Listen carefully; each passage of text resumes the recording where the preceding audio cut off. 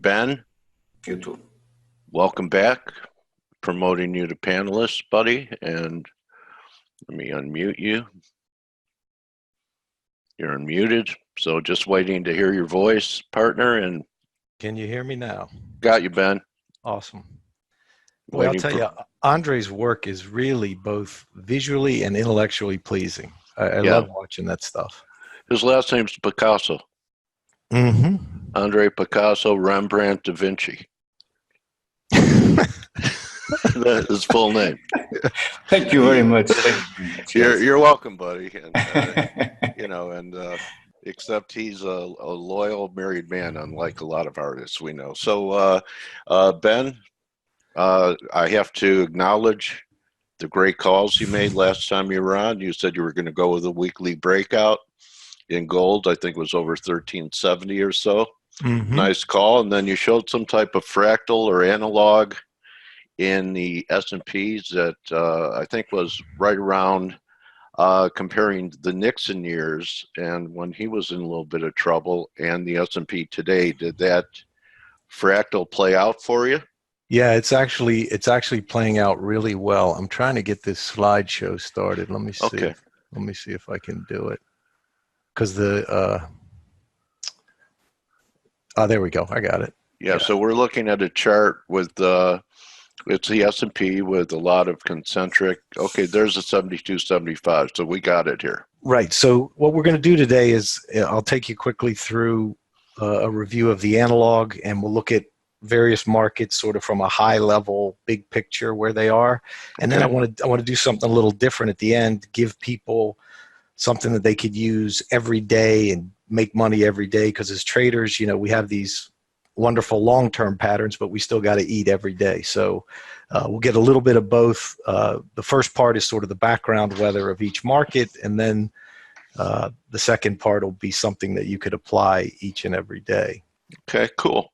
So this is a review of the fractal that Dale and I discussed in May, and the parallels that we're experiencing now are connected via cycles with the events and actions of the early 70s. I do a lot of cycle work. Cycle work has sort of been, my life's work. It's always fascinated me of how things repeat and rhyme and change and come back around. So it's a big part of my long-term work. And this is one cycle and analog I've been following because the parallels are great. And I'll give you a quick review. In the 70s, we had the Nifty 50, where everyone was piling into the same 50 growth stocks. Today, we've got FANG. Similar actions, different names, similar type of results probably going to happen there. The president at that time, which was Nixon, as you mentioned, Dale, was at war with the press and with the Fed. He was jawboning the Fed to cut rates before the election, saying they were messing up the economy. And we have the exact same thing today. We have a president who sees the press as the enemy and is squarely blaming the Fed for any issues that we're having in the economy. But Nixon had an ally in the Fed, Arthur Burns, right? So Arthur Burns did what Nixon requested, right? Or was Absolutely. Burns a replacement that did what he wanted? Or do you think Jerome Powell is going to turn into another Arthur Burns? I think Trump has boxed him in pretty well. Okay. And, Burns did, I don't know if it was Burns, I can't remember who the Fed chair was, but the Fed did cut rates prior to the election as Nixon had wanted. So, and it looks like Powell is getting boxed into the same corner where he's going to be forced to cut more than he wanted to, or at least how much he expressed he wanted to at the last meeting. But we'll see. The last interesting parallel that I'll bring up is that the president at that time, which was Nixon, was the first U.S. president to go to China and interacting with China. Interesting, yeah. Trump, obviously, very strongly tied with China right now. Not in a positive way, but China and Trump are tied at the hip. Nixon tied himself to China with the opening up of China. So anyway, the analog, this is what happened in 72 to 75. We had this broadening Another megaphone. We had a megaphone. We made a spike high and we turned down. What I showed in May was this is the current pattern, which is the megaphone that you were talking about in the beginning. Yeah. And this was the projected path that we're expecting if we continue to follow and if these cycles play out in a similar manner. They're never going to play out exactly, but it does give you a good roadmap and a good idea of, what's the weather forecast for the next couple of years. So there was the path we laid out in May. And look at what we've done. We've gone from this area here, we made that spike low, we now made a new high, and now we're rolling over. So the pattern is playing out, and I'll let you see it again so you can see how it happened. Oh. We made the low, they made the spike high, a little false break, and then this jagged decline happened. And if what we've been experiencing recently is what's going to happen, it's going to be a jagged type decline with big moves up and big moves down. So I'm watching that. I'm very, very aware of the cycles we're in and the possibilities that we could be morphing into something much bigger. Now you can't just hang your hat on cycles. You have to look at price. You've got to be aware of what price is doing and where we are and how we're reacting to support and resistance. Well, I'll tell you, I've lived through a few bear market cycles, Ben, but the action that we've had since last Thursday and the tweet about trade tariffs, the action especially that we were going to delay the tariffs, and within 1 minute we rallied 50 handles, stayed there all day, and then you go to sleep and you wake up the next morning and you're down 40 handles. I haven't seen that kind of market. To me, it feels very unstable. You could have bear markets where you have a trending move, not that type of everything's gapping or happens in a minute. Does the market feel to you like structurally there are some issues with it right now, the way it's trading, not directionally, but the way it's trading? I don't think there's any question. And there was a change in the energy of the players. The sellers have become aggressive. The dip buyers continued to try the same thing that's been working, and I've just watched them get overwhelmed and swamped. Okay. So there's definitely been a change in sort of character of the price action, and a change. And we didn't have overnight markets back then either. The markets closed in the 70s. They opened and they closed, and they were closed till the next day. Right. So that's probably changed it too. So what we've got here is this is the ES monthly. And again, I use this as sort of a long-term directional map and saying, okay, where are we? Where do we have room? Where, which way is the path of least resistance? And the interesting thing about this chart, it goes, back to the late 90s. If you noticed, every time we hit the edge of one of these circles, there's some sort of pullback or correction. Some small, some really large, like in 08, 09. There's the one from 15, 16. So here, the reason why I think you got to be cautious and you got to be prepared for downside is not only do we have the edge of the circle, which causes a reaction. So you got the geometry of the circle here, but you also have the geometry of a square. And these thick red lines, the horizontal thick red lines, are points of strong support and strong resistance. So we're in a really important. Based on what? Based on geometry. Okay. Based on the geometry of the market moves and the price action. So looking at this line here, there's one of two things that has to happen. One is we either rally up above it, sit on top and go, or we get stuck under and we're going to get pulled down by the circle. Okay.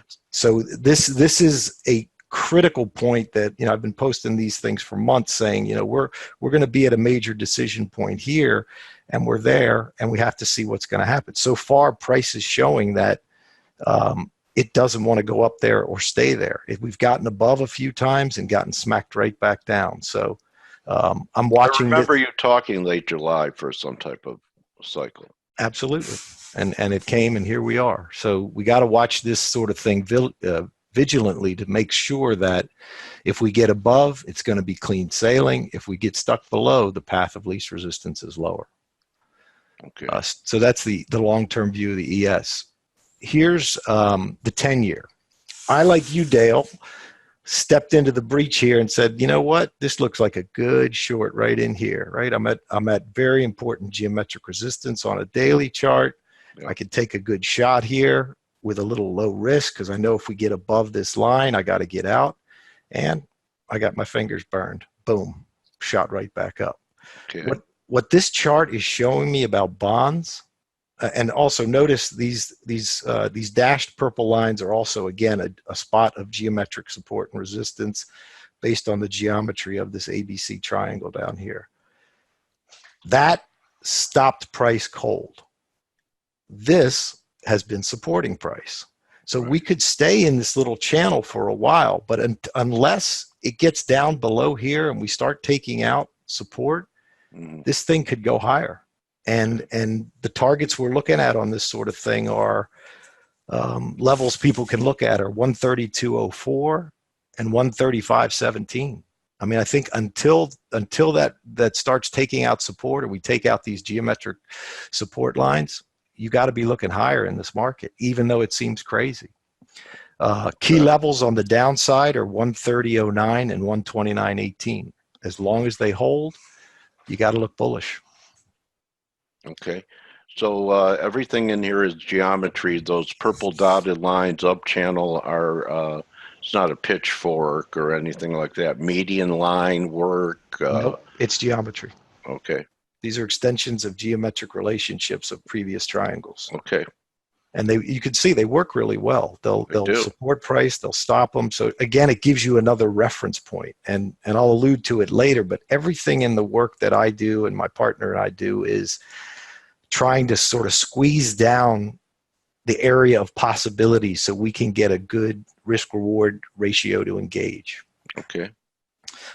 Next, let's go to crude oil. This one's been an interesting one. It's been frustrating, I think, both the bulls and the bears, because we're seeing this sharp up move, sharp down move, sharp up move, sharp down moves. To me, the key to this market is this area here, this 54 area. Above it, I think you got to be looking bullish. Below it, you got to be looking bearish. And it's for me personally, I don't want to get involved. I was short crude, made some money on this move down, but I don't want to get involved in here until we get up and stay on top of that, or get below and stay below that. I think that 54 level is key there. Okay. Let's go to the next one. Here we've got gold. As Dale said, I was bullish on a breakout on gold, on a breakout on the weekly. It's played out nicely here. Andre noted it was slowing down because of a fib extension. It's also slowing down here because of geometry. So right at this level here, this dashed red line, there's also geometric support and resistance. So until we get through there, you might see some backing and filling, some sideways motion as they consolidate the gains. But I'm looking for much higher prices in gold within the next 30, 60 days. I've got targets in the 1603 to 1628 area up here on these arrows. Okay. This 1600 area will be some resistance, but if we can get above that and sit on top, then we're going up even more on gold. And the interesting thing, you talk about, the markets being a little squirrely. The moves we're seeing are pushing the bounds of everything, like in bonds, and I think gold is going to be another one of those things. I think the stock market's been doing that. So what would change your view on gold? Gold, if the key levels on the downside is short term 1508 and 1486. We take those out, and I think 1508 you turn a little bit cautious. 1486 you gotta reassess. Okay. So we got to stay above those levels. Okay, good to know. Yep. The next slide I wanted to show you guys is the sort of this philosophy I was talking about. Since the market can do anything, meaning it can go further than you think, lower than you think, higher, sideways, it can do anything. When we're trading, we're dealing with a limitless environment. So all of the tools that you employ, or all of the methods you use, whatever you use to trade, you have to figure out a way to shrink that environment down to a much smaller area and define the place where you engage, because we can only engage where we have an edge. If you don't have an edge, ultimately, the market's going to take your money. And so I want to show you a couple tools. One, I call this my ping pong chart because it bounces around like crazy. This is the ES 60-minute chart. And this is one of the tools that I use to sort of shrink that environment down every day. I post it every day so people can see it, where it gives you sort of, I call it the table limits for the day. And you can see at the different spots, both solid red lines and the dashed. When volatility is lower, these dashed lines come into play more. When volatility is higher, you switch to the thick red lines. But you can see once you get stuck below, like here was Sunday night, or this was Tuesday night. We got stuck below this line, They made one more attempt up, and then wham. And where did we go? We sliced right through this one and came down to this one here. Now we're stuck in here. They tried to get below this. We're back above that line. As long as this holds, we can look for some sort of rally today. Okay. And notice how good this is in volatility, big volatility too. Look where the low came in. Yeah. See how it catches the spike, and then it says, okay, they say, let's push it. Let's see if we can get there. Nope, comes back up, tests, and then it goes. So you trade this with trailing stops? You can trade it with trailing stops. You can trim. I like to sell partials at different spots. Like if we hit the median line, I'll sell some partials. Okay. If I'm short and we get down close or hit this line, I'll sell some. Okay. Just use it to assess risk at any moment, right? You don't want to be shorting on top of this. You don't want to be buying up against this, because you just said those are some magical squares. Yeah. And they work because geometry works. Let's see. Well, I did much better in geometry than I did in algebra. There you go. And every day I use it. You wouldn't have known that in 8th or 9th grade, but you do use it. Okay. So here's another tool. This is one where we post them every day. It's a great tool for day traders, and I'll briefly describe what it does and then go through. So it's not cherry picking, just like I did last time. I'll go through the last 3 days and show you examples of it. These lines are dynamically generated. They repel price either up or down. In other words, just like those geometric square lines I showed you, if price gets stuck under one of these lines, odds are you're going down. If it can stay on top of one of these lines and sit on it, odds are you're going up. And so it gives you a favorable risk-reward ratio to engage with the market on a short-term basis. I'm talking, you can use these on a 4-minute, you can use these on a 1-minute. They trade really well, and we'll go over a few examples. So some of the applications we go over, you can, if you recognize a pattern and you're near one of the lines, you mitigate risk. This game is all about keeping your risk to a minimum and creating opportunities for making big profits, and that's what these lines do. You can enter on a trend, or you can enter on a counter trend, again, depending upon the position of price in relation to the line. And the lines, I think the reason why they're so interesting to me and exciting and profitable is they're generated multiple times a day. Recently, because of the volatility, we've been posting for the overnight, and you watch how these things work overnight. It's really, really something to behold. So let's go to first example. So this is Monday, the 12th. The solid red line is the line, the fuse line coming in for the day. The lighter shaded red line here is the one that's generated dynamically later in the day. So we come into the opening, which is the dotted green line. Here's the close, is the dotted red line. We come in, we're below the fuse here, so there's nothing to do, right? So you wait for a pullback into the line. we're coming in a weak position anyway. You can see, because this is a 4-minute chart, that we've been making lower lows, lower highs. We bounce up, and as you know, those boys in the pit and those traders that have big money are really good. They come up, they make a false break, having everyone think it's going up right after the open. They bring it down, it tests the fuse line, and then you get a quick 20-point move to the downside. So here is the spot where you trade. You've gone up, you failed to hold the line, you come below it, you retest, and down you go. Later in the day, on the new dynamic line which is generated, we made this low, then we chop back up. It's another lower high, so we know, okay, things aren't very strong here. We've got a lower low, a lower high.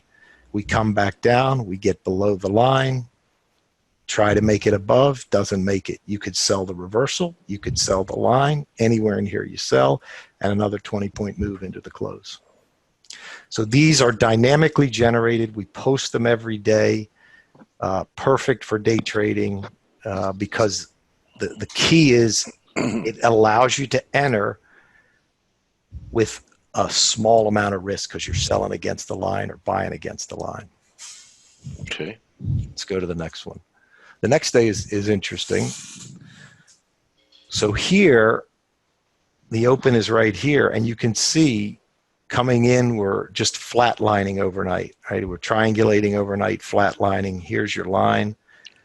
As they do, they make a false break here, thinking, okay, we're going to go down before the open, but then it gets above, not much of a pullback. So you got to find a spot, use your own entry techniques, but we're above the line. We're not getting below the line. So you buy it here. You can buy it on the reversal here. And there you go. There's the move. And Dale, even though we trade the markets 24 hours a day now, it's amazing how much energy is released in the morning, right? After that US Open. And these fuse lines are perfect for trying to trade that open. Because a lot of times, like, let's say I may have taken this short because it looked like we were failing at the line, right? We went up, came down, you get stopped here. You take the small loss, and then you look and say, okay, we're above the line now. Do I have a breakout? Have I made a higher high? Okay, I can take the buy here. I can take it here.